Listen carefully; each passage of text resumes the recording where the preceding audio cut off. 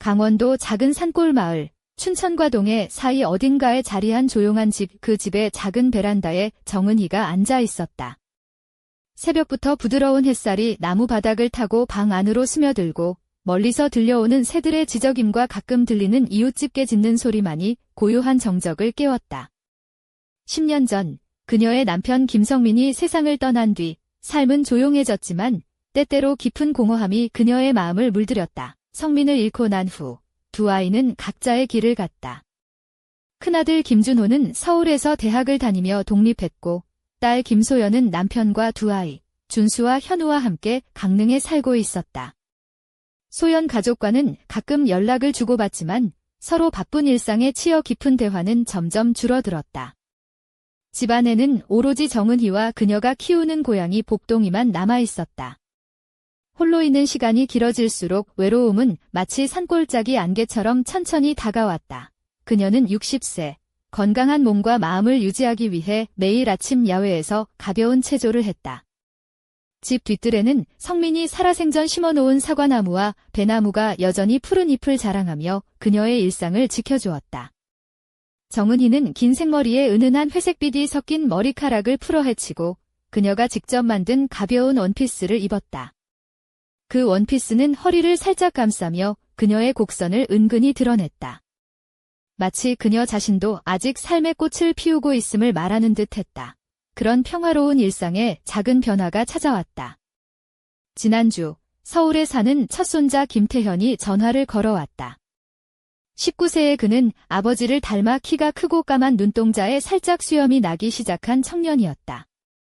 할머니, 이번 주에 마을에 내려가도 돼요? 도시가 너무 시끄럽고 복잡해서 조용한 곳에서 좀 쉬고 싶어요. 그의 목소리에는 피곤함과 혼란스러움이 묻어 있었다. 그럼, 태현아, 언제든지 와. 할머니가 맛있는 된장찌개도 끓여줄게. 그녀는 활짝 웃으며 답했다. 태현은 웃으며 너무 과하지 않게만 부탁해요, 할머니. 그냥 좀 쉬고 싶어요 라고 했다. 그가 도착한 첫날 밤부터 정은희는 그의 지친 모습을 알아챘다. 도시 생활에 무게가 그의 어깨를 짓누르고 있었다. 저녁 식사 자리에서 태현은 학교 생활, 친구들, 그리고 잘 모르겠는 여자친구 이야기를 조심스레 꺼냈다. 정은희는 그의 이야기를 들으며 시원한 수정과를 따라주었다. 그가 얼마나 어른스러워졌는지 새삼 느꼈지만 그 눈빛 속에는 아직도 순수한 호기심과 알 수 없는 감정이 어른거렸다. 할머니, 정말 변함이 없으시네요. 태현이 말했다. 학교 친구들이 보면 할머니 집에서 이렇게 잘 챙겨주시는 걸 알면 부러워할 거려.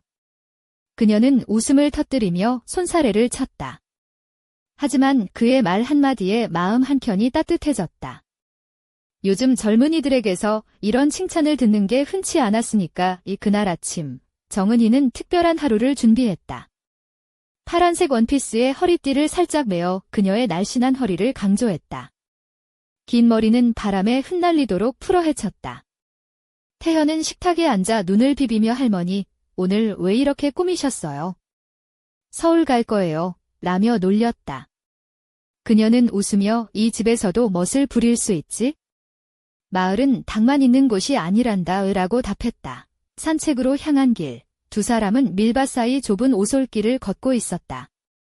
정은희는 남편과 젊은 시절 이곳을 얼마나 사랑했는지 이야기했다.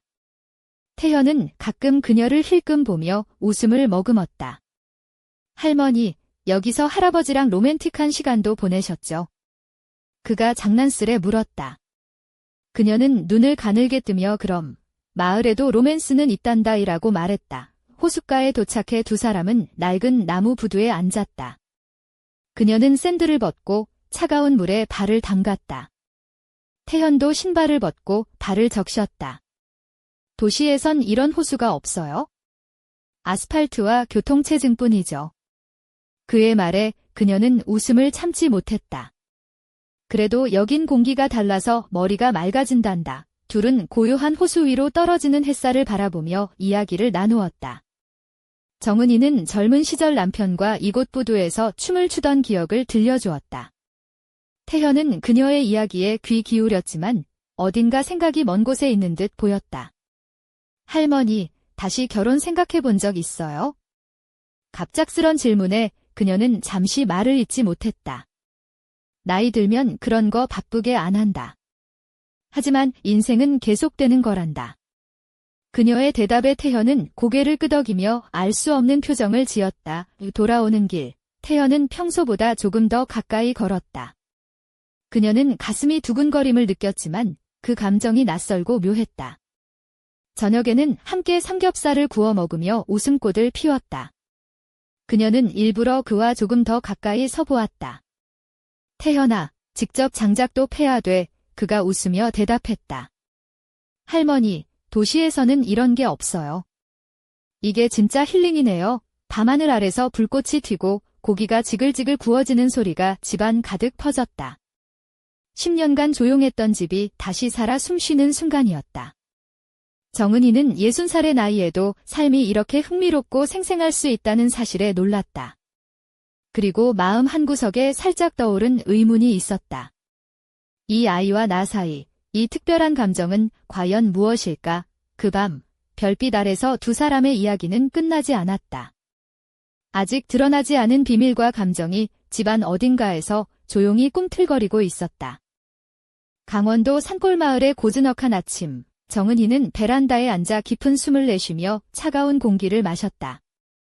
어젯밤 태현과 나눈 대화와 그가 남긴 말들이 머릿속을 떠나지 않았다. 그가 말한 뒤 세상과는 다른 곳이라는 표현과 그가 내게 쏟아낸 따뜻한 시선. 스스로도 놀랄 만큼 가슴이 뛰었다. 60이라는 나이가 무색하게 그녀는 자신이 다시 살아있음을 느꼈다. 그날 아침, 정은이는 자신만의 방식으로 하루를 시작했다.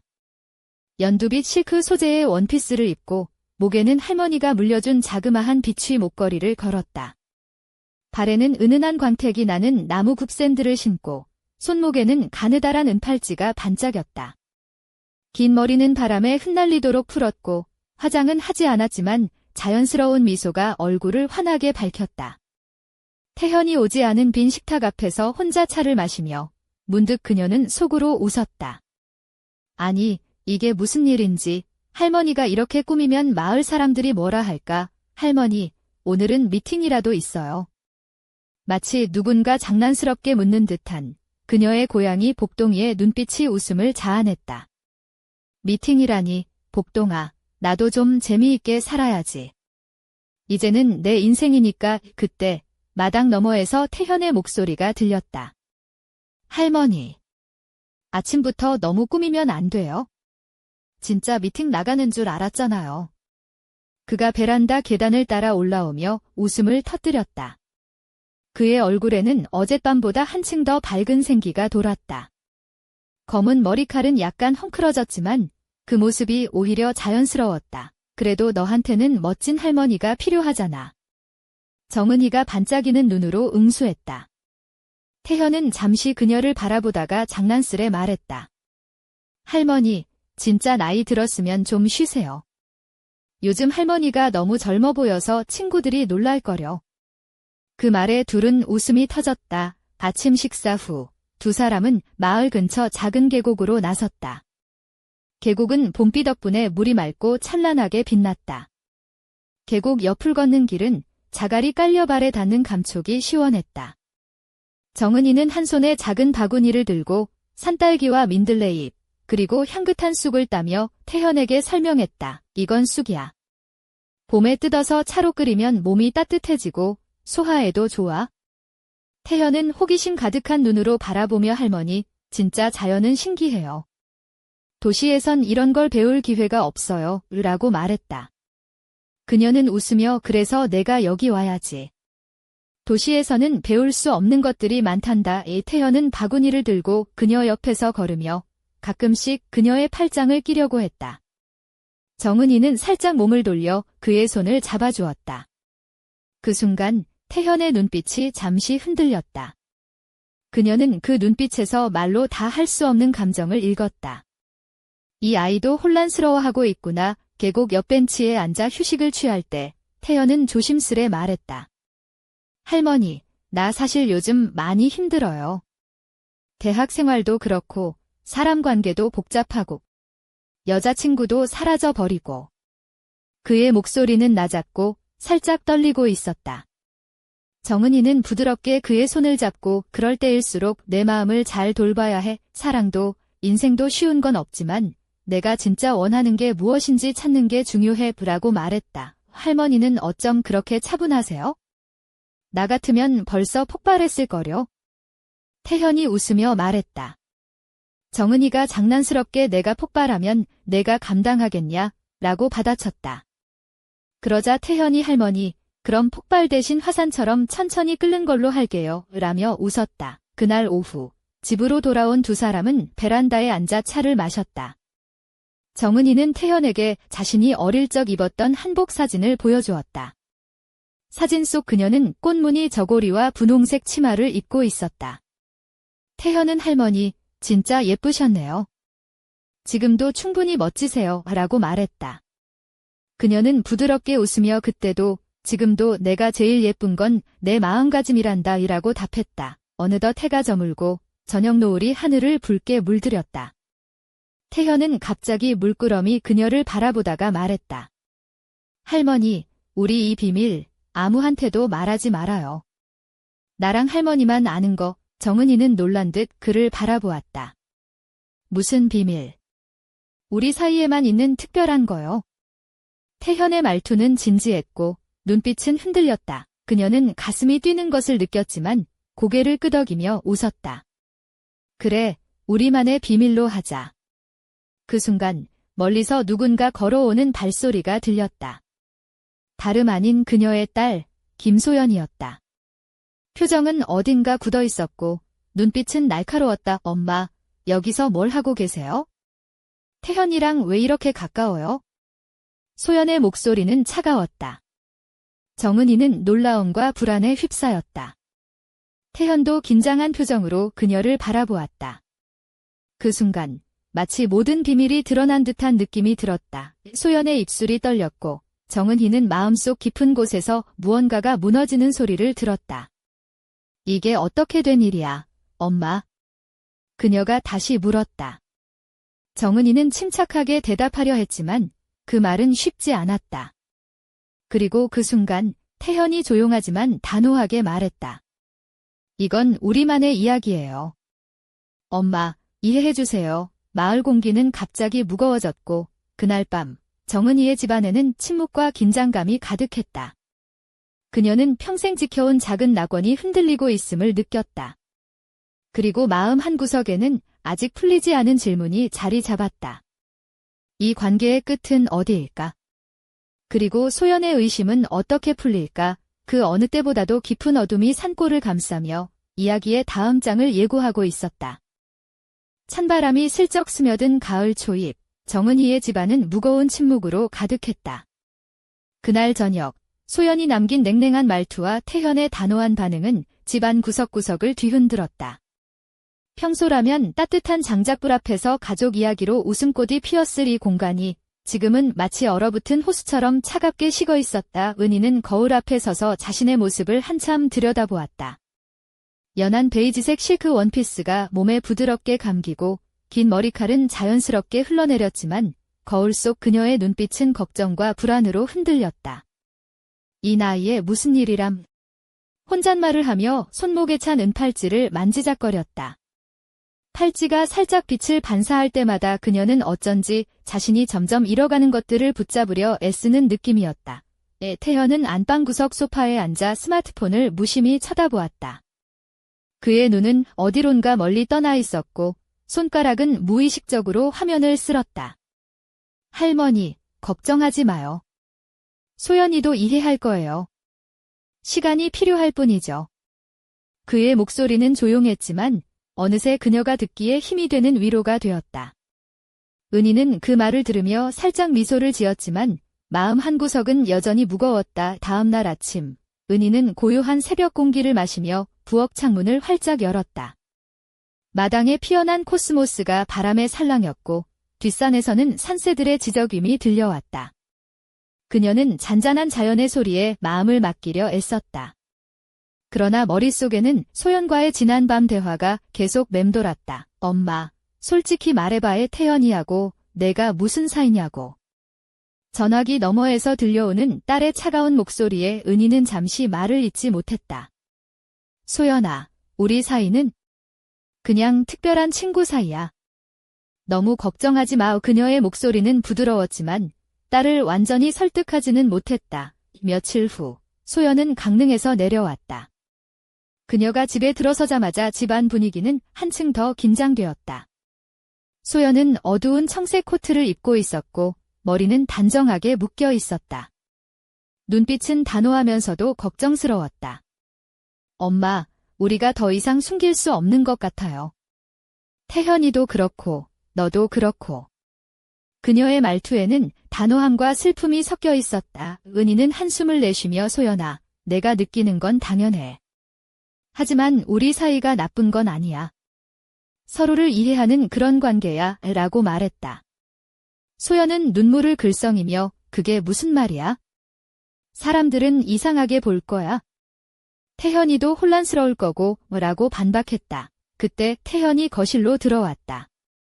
그는 조용히 두 사람을 바라보다가 엄마, 이건 우리만 아는 이야기고 아무도 상처받지 않게 할 거예요.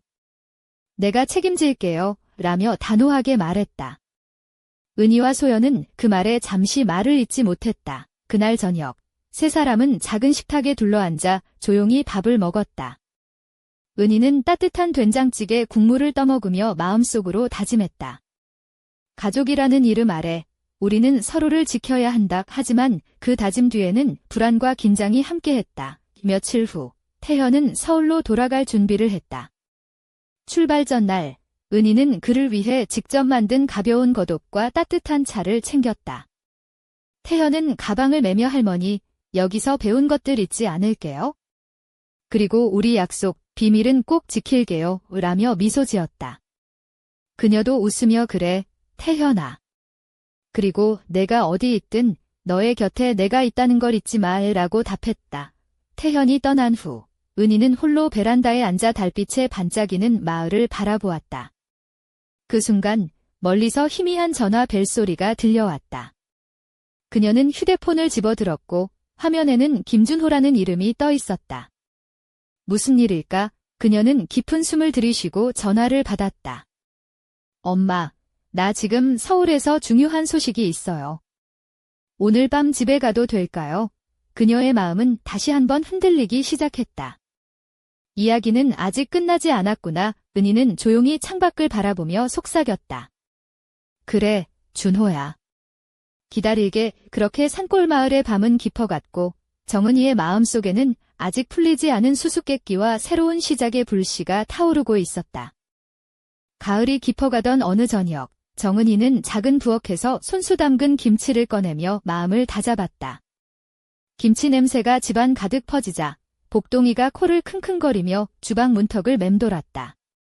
그녀는 미소 지으며 복동아, 오늘은 가족들이 다 모일 거야. 너도 조용히 있어야 해라고 속삭였다. 그날 밤, 오랜만에 집안에는 분주한 발걸음과 웃음소리가 울려 퍼졌다. 큰아들 준호가 서울에서 내려왔고 소연과 태연도 함께였다. 준호는 세련된 검정 코트를 입고 있었고 머리는 깔끔하게 다듬어져 있었다. 그의 눈빛은 어딘가 긴장과 결심으로 빛났다. 소연은 여전히 차분한 표정이었지만 눈 밑에 살짝 그늘이 드리워져 있었다. 태현은 평소보다 조금 더 성숙해 보였고 은희를 바라보는 눈빛에는 확신과 애정이 섞여 있었다. 식탁에 둘러앉은 가족들은 잠시 말없이 서로를 바라보았다. 정은희가 먼저 입을 열었다.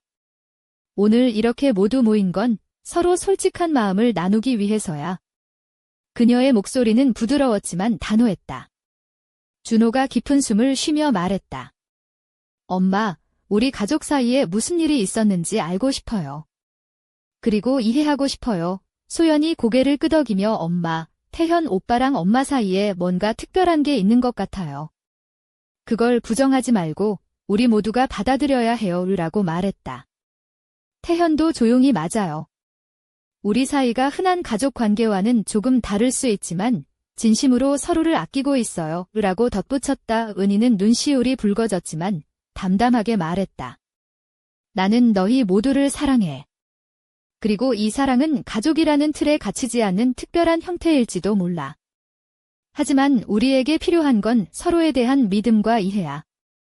그녀의 말에 가족들은 고개를 끄덕였다. 그 순간 복동이가 베란다 쪽으로 달려가더니 창문 너머로 무언가를 바라보았다.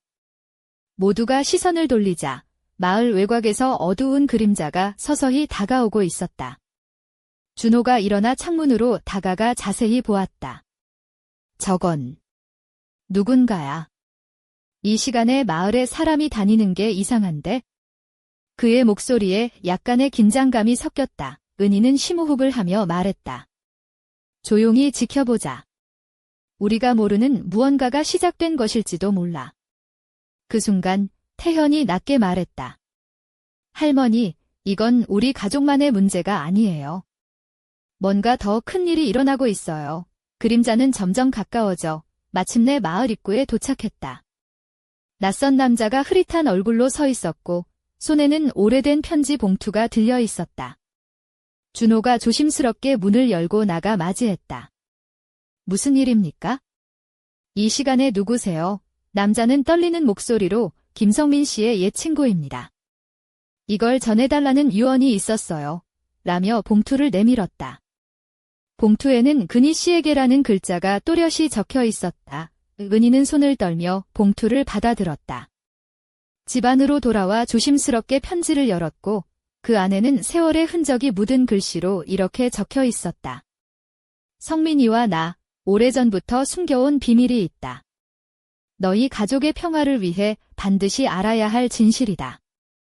이 편지를 받은 순간부터 모든 것이 달라질 것이다. 모든 가족들이 숨을 죽이고 편지 내용을 지켜보았다.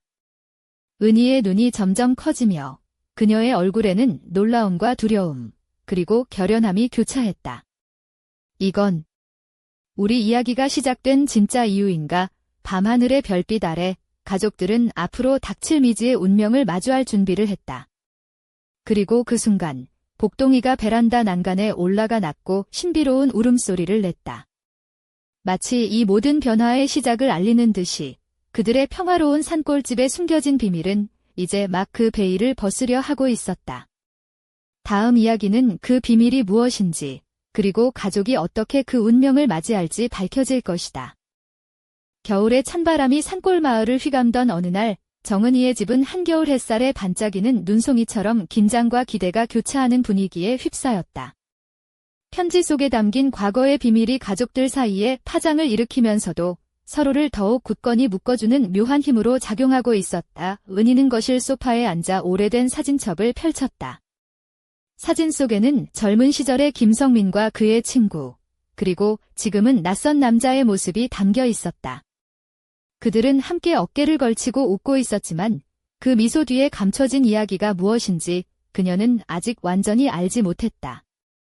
성민아, 내가 남긴 이 비밀, 이제는 밝혀야 할 때가 왔구나. 그녀의 목소리는 낮고 단단했다. 준호와 소연, 태현도 각자의 자리에서 편지 내용을 곱씹으며 생각에 잠겼다. 태현은 창밖으로 흩날리는 눈발을 바라보며 우리 가족에게도 모르는 진실이 있었다는 게 믿기지 않아요. 하지만 이걸 통해 우리가 더 가까워질 수도 있겠죠. 라며 희망을 내비쳤다. 소연은 과거를 마주하는 게 두렵지만 더 이상 숨길 수는 없어요. 엄마, 우리 함께해요. 라고 다짐했다. 그날 저녁, 가족들은 집 앞 작은 난로에 모여 앉아 서로의 이야기를 나누기 시작했다. 은희는 조심스럽게 김성민과 그의 친구가 젊었을 때 겪은 일들을 꺼내 놓았다. 그들은 한때 마을의 비밀스러운 사건에 휘말렸고 그로 인해 감춰야만 했던 진실이 있었다는 것이다. 그때의 선택이 우리 가족의 운명을 바꿨다. 그녀가 속삭였다. 갑자기 벽난로 옆에서 복동이가 낮고 경계하는 듯한 울음을 냈다. 모두가 고개를 돌리자 창문 너머로 누군가가 서 있었다. 그 낯선 남자, 편지를 전한 이가 다시 나타난 것이었다. 그는 입을 열었다. 시간이 얼마 남지 않았습니다. 이 비밀을 지키는 것이 가족의 평화를 위해 가장 중요합니다. 그의 목소리에 무게가 실렸다. 준호가 단호하게 말했다. 이제는 숨길 수 없습니다. 모든 것을 밝히고 우리 가족이 앞으로 나아가야 합니다. 소연과 태현도 고개를 끄덕이며 동의했다. 은희는 마음속 깊은 곳에서 올라오는 결연함을 느꼈다.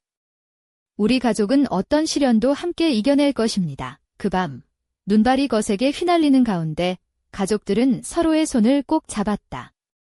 마치 이 고요한 산골집이 다시 한번 새로운 시작을 맞이하는 듯했다.